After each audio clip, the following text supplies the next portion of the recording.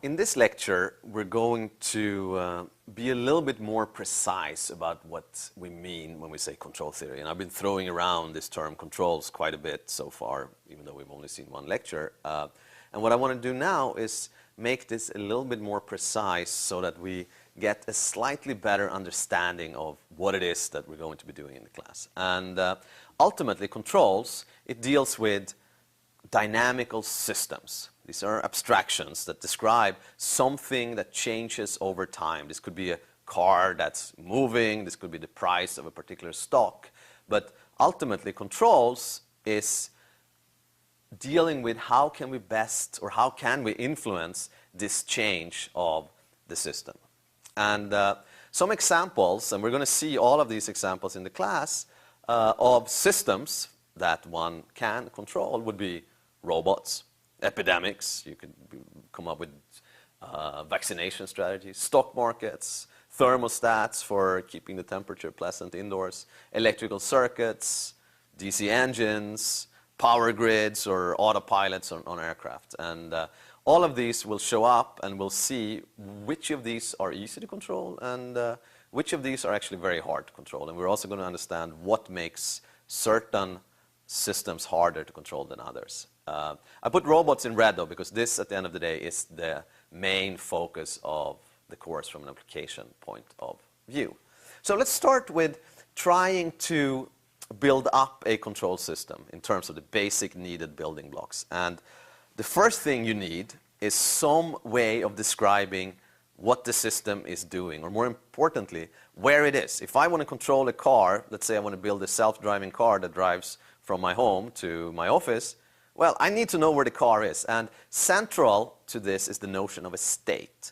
The state represents what the system is currently doing, what state it is in. And we're going to use X to describe what the state of the system is. This could be the position or the velocity of a robot. This could be the percentage of people that are infected by a certain epidemic. This could be a number of different things. But ultimately, the state is the key thing that describes what the system is up to.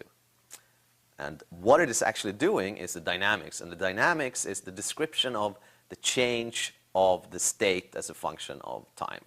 Now, this is all good, but we want some way of influencing this. So we're going to have a reference signal that is going to, we're going to use it as a way of telling the system what it is that we want it to do.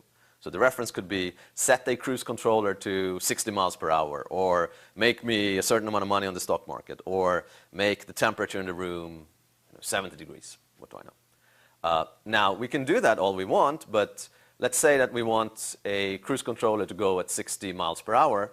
That's not going to work until we can actually measure how fast the system is going. So we also need an output.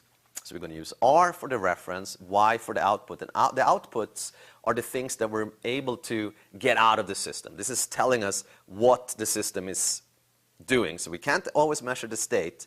Y is the output. Now, this picture is actually a blatant lie, because if I tell the stock market to go make me a certain amount of money, there's no way it's going to do that. Or if I just yell 65 at my car, it's not going to go 65 miles per hour. So we need some way of mapping reference signals into actual control signals, the inputs. So U is going to be the thing that takes the reference and produces a control signal that then hits the state of the system.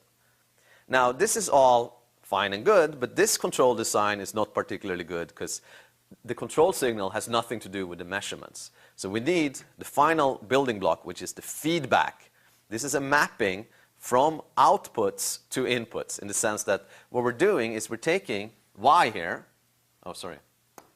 We're taking Y here, say Y, and then we're taking the reference, and out here comes the reference minus Y, which is going to be the error in terms of how the system is performing. And this error is translating into some control signal that's then hitting the system. So this feedback mapping is really the key to doing any kind of controls in an effective way. Good.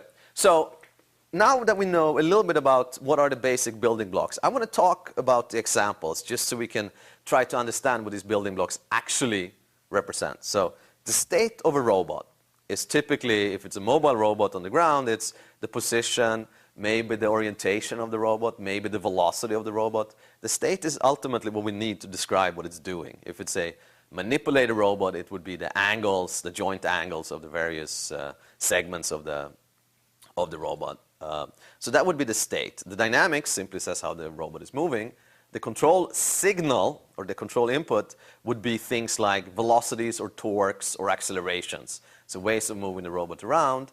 And the measurements would be things like, where is the robot? What is it seeing in the environment? The epidemics, like I said, a state would be maybe what percentage of the population is infected. The thing we can control, so the input would be vaccination strategies. In this case, the output is tricky. It's very hard to know what percentage of a population is infected, for instance, with an infection. So there, the output would be some kind of measurements at hospitals of how many people show up with this particular disease. Stock market, the state could be, in fact, no one really knows what the state is of the stock market, which is why, in part, it's so hard to make money. The output would be, well, the prices of the stock, and the input is simply buy or sell. Thermostats, temperature, output is temperature. The thing we control is turning things on or off. Circuits, typically the state would be currents, voltages and currents, and the inputs are typically voltages that you're applying, and the outputs are measured currents and voltages in the circuit. Engines, you can apply typically voltages and outcomes, say torque. The power grid, well, the state there somehow is power consumption across the different modules. The things you can control are putting loads and generators onto the grid, maybe.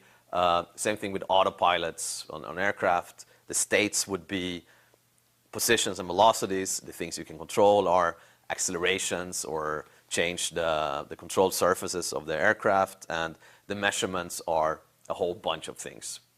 How fast is it going? Where is it going? What's the altitude? What's the wind resistance? And things like that. So what we need to do is come up with a rather general way of describing all of these systems in a way that makes sense, that we can use, and that we, more importantly, can use to control mobile robots.